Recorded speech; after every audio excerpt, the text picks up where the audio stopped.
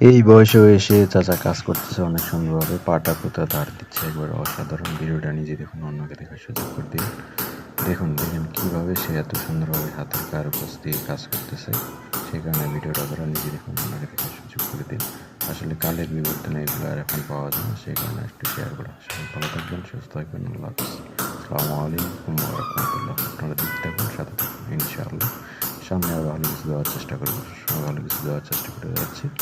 সবাই ভালো থাকবেন, সুস্থ থাকবেন, এমনকি নিজের প্রতি খেয়াল রাখবেন। না কাজটা দেখবেন, সে এত সুন্দরভাবে মনোযোগ দিয়ে কাজগুলো করতেছে, আসলে একটা অসাধারণ। দেখলেই বুঝবেন, আপনারা দেখতে থাকুন।